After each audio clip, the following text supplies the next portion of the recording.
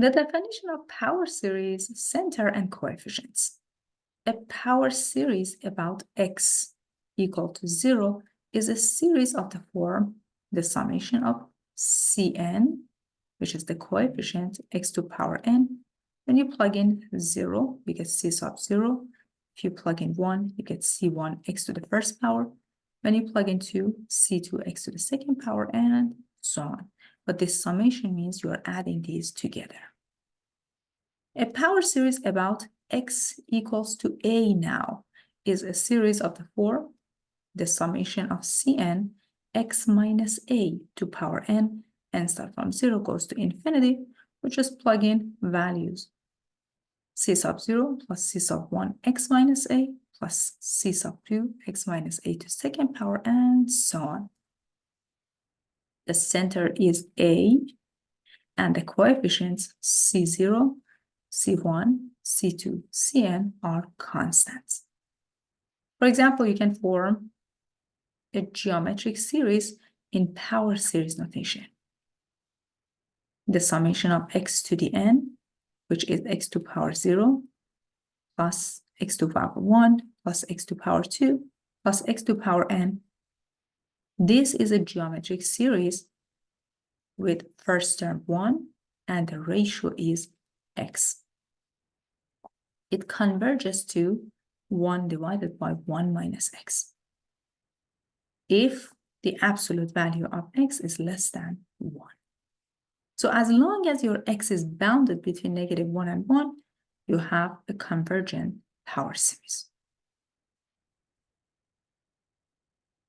For a given power series, like Cn x minus a to power n, there are only 3 possibilities. The series converges only when x is exactly a. It means that it becomes just 0. 2, the series converges for all x.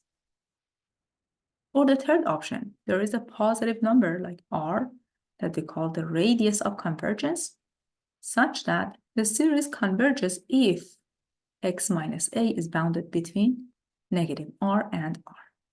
So this guy says, hey, x minus a is in between -r and r. How to test the power series for convergence? Use the ratio test or the nth root test to find the interval where the series converges absolutely. Well, the absolute value of x minus a, remember that a is just the center, or x is bounded between a minus r and a plus r. So this is your very first step. In the second step, if the interval of absolute convergence is finite, test for convergence or divergence at each endpoint. It means that now you need to take into account x a minus r and a plus r and check to see if the series become convergent or divergent. The test that you can use is comparison test, integral test, or alternating series test. And finally, on the last step, if the interval of absolute convergence is a minus r and a plus r, the series diverges for any value that satisfies this inequality. Absolute value of x minus a is more than r. For example, for what values of x do the following power series a convergent power series? So here you have the summation of -1 to power n minus 1 x to the n over n. This can be written in expanded form as x minus x squared divided by 2 plus x cubed divided by 3, the rest of the terms.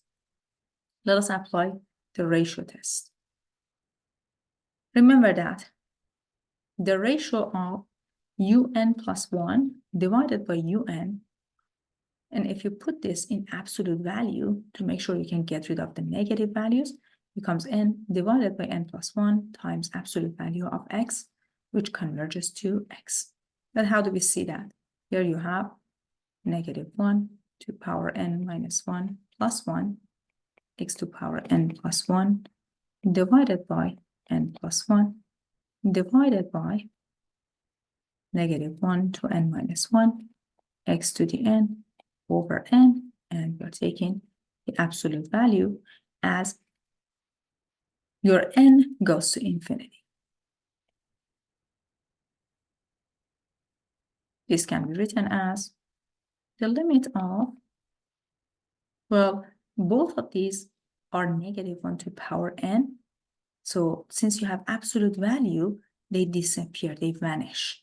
You get the limit of x to n plus 1 times n divided by x to the n times n plus 1 as n goes to infinity. But here you can cancel out x to the n and x to the n. You're left with x to the first power n. As n goes to infinity, this guy becomes 1. So that's how you end up with absolute value of x. Now, remember that if the absolute value of x is less than 1, you're going to have an absolutely convergent series. And it diverges when absolute value of x is more than 1. But we need to check the endpoints. What are the endpoints? X equals to 1 and x equals to -1. These are the endpoints. At x equals to 1, what do you have? You just plug this guy back into the original series. You get -1 to power n minus 1, 1 over n, which is basically an alternating harmonic series which converge. Well, when x is equal to -1, you have -1 to power n minus 1, -1 to power n divided by n.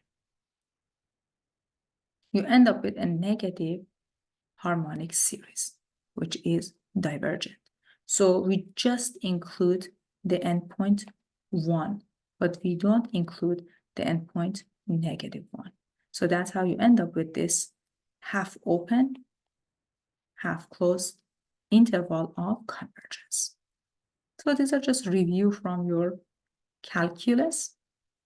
If you need to review these materials, I highly encourage you to go back to your calculus book and take a look at these materials.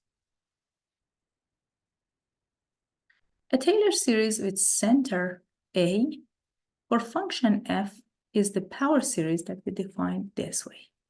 The summation of the nth derivative of f at a divided by n factorial times x minus a to power n, which is f of a plus f prime of a times x minus a plus the second derivative of f at a divided by 2 factorial x minus a to the second power, and so on. In a special case, when a is equal to 0, you have Maclaurin series. You have the summation of the nth derivative of f at 0 divided by n factorial, which is f at 0 plus f prime at 0 times x plus the second derivative of f at 0 divided by 2 factorial x squared plus the rest of the terms, the third derivative of f at 0 divided by 3 factorial x to the third, and so on. If the Taylor series of the function f converges to function f for all x in some open interval containing a, then we say that we have an analytic function. Function f is called analytic at x equals to a. For example, every polynomial function is analytic everywhere. Every rational function is analytic everywhere except its values that make the denominator 0. If two functions like f and g are both analytic at x equal to a, then so as their summation and their product and their quotient, given that the denominator is not 0. Some familiar functions that you saw before is exponential function, e to power x. It is analytic everywhere. Sine function, cosine function, 1 over 1 minus x, ln of 1 plus x, hyperbolic sine, and hyperbolic cosine. These are examples of analytic functions. You can take the derivative of the term of a power series. If the summation of Cn x minus a to power n converges for every x bounded between a minus r and a plus r. And the function f of x is defined using a power series. Such function f has derivatives of all orders. Well, if you take the derivative of this function, the derivative of f is f prime. You're going to write down Cn, which is just the coefficient, and following the power rule, n times x minus a to power n minus 1. You can take the second derivative. The second derivative of the original function is the derivative of f prime. You have n minus 1, Cn stay the same, x minus a to power n minus 2. Just I want you to pay attention to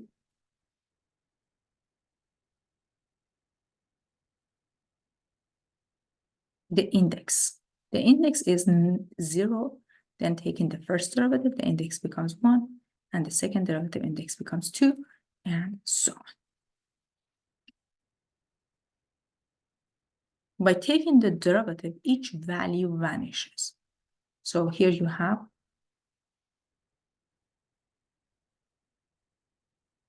for example, c sub 0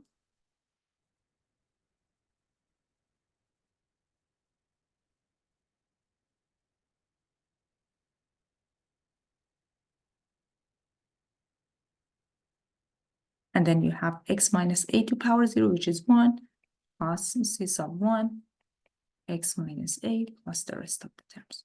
When you take the derivative of c sub 0, it becomes 0, and the derivative of c1, x to minus a, becomes c1 plus the rest of the terms. That's why your index here starts at 1, not 0.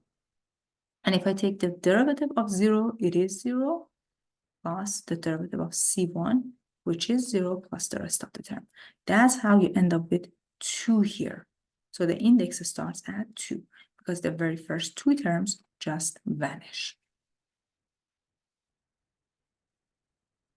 Find series for the first derivative and the second derivative if function f is defined this way. You have 1 over 1 minus x, which we know it is 1, plus x squared. This is just the power series representation for this function. If I take the first derivative, well, the quotient rule says, hey, the derivative is 1 over 1 minus x to power 2, but you're taking the derivative of each one of these terms. So this guy just vanishes. The derivative of x is 1, the derivative of x squared is 2x, the derivative of x cubed is 3x squared, and then so on. If I take the second derivative becomes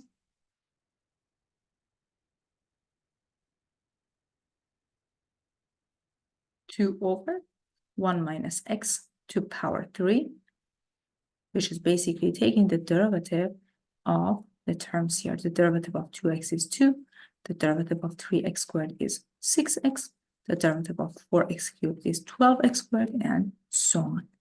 So I want you to pay attention to the index, everybody. That's the important part. It was originally 0, but the very first term vanished. So that's why you start from 1. But here you have 2 terms that are vanishing in this series. So you end up with index 2. Now, if I ask you to change the index of an infinite series, suppose you have the following series.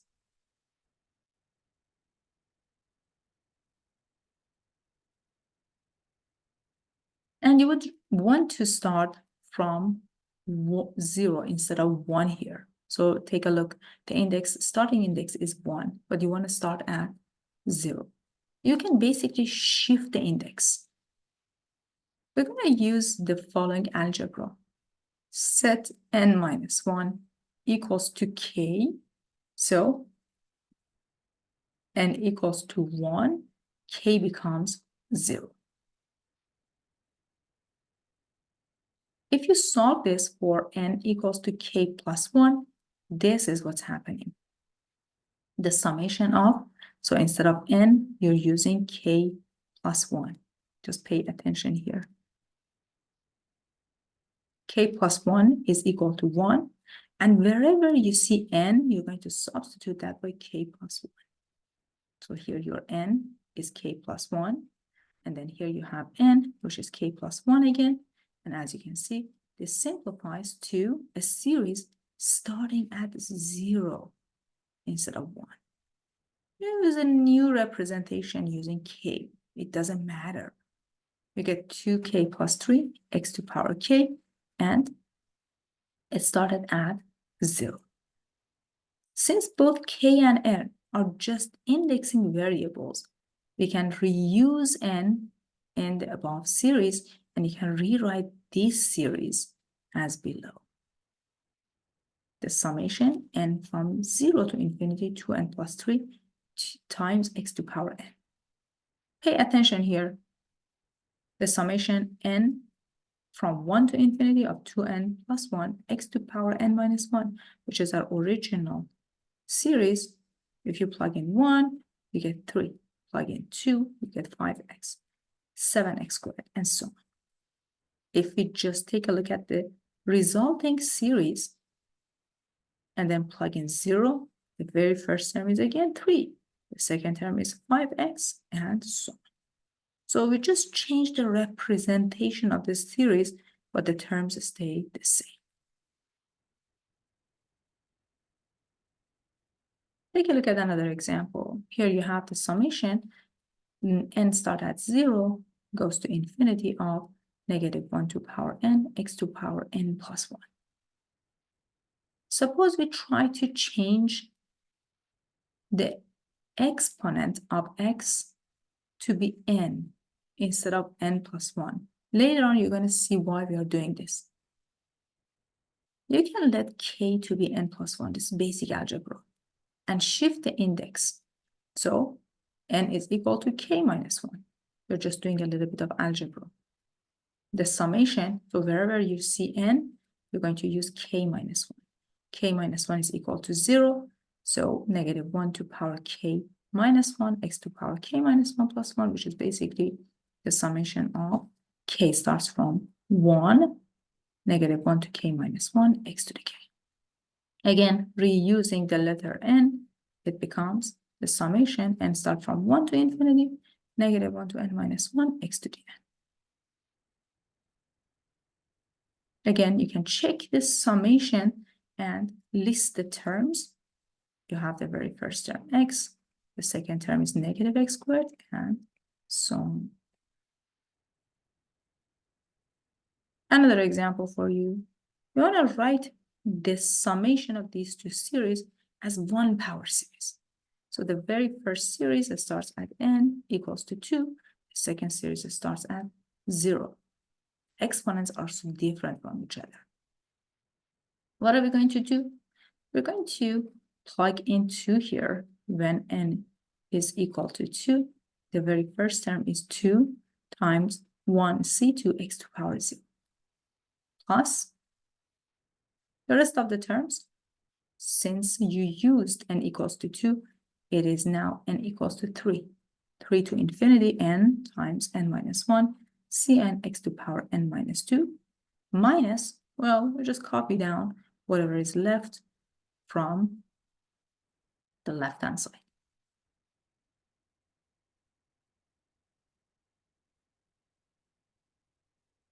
We see that both series on the right side start with the same power of x.